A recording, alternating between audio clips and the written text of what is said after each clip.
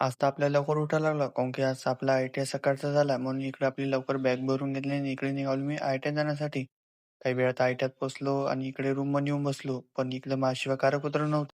तसंच इकडे आपला असाइनमेंट काढला आणि इकडे असाइनमेंट करायला बसलो. तेवढ्यात आपला ह्या प्रेम येऊन गेला आणि इकडे रोहित आल्याबरोबर आपला असाइनमेंट करायला लागून गेलता. तसं काही वेळात इकडे आपला असाइनमेंट कंप्लीट झालं आणि इकडे मला जेवण करायची सुट्टी झाली तर मी जेवण करायसाठी घरी गेलो. घरून जेवण करून आलो तर सर इथं आराम करत होते. आजचं प्रॅक्टिकल ट्रान्सफॉर्मर पाशी होतं म्हणून इकडे आम्ही सर्वजण ट्रान्सफॉर्मर पाशी जाण्यासाठी निघालो. इथे काही वेळात आम्ही ट्रान्सफॉर्मर पाशी पोहोचलो आणि सर इकडे ट्रान्सफॉर्मरची माहिती देत होते. तर आता थोडी ट्रान्सफॉर्मरची माहिती मी पण घेऊन घेतली. तसं झालं आम्ही इकडे ट्रान्सफॉर्मरच्या डीपी पाशी. तसं प्रॅक्टिकल संपलं आणि इकडे रूममध्ये येऊन आपला प्रॅक्टिकल करायला लागलो.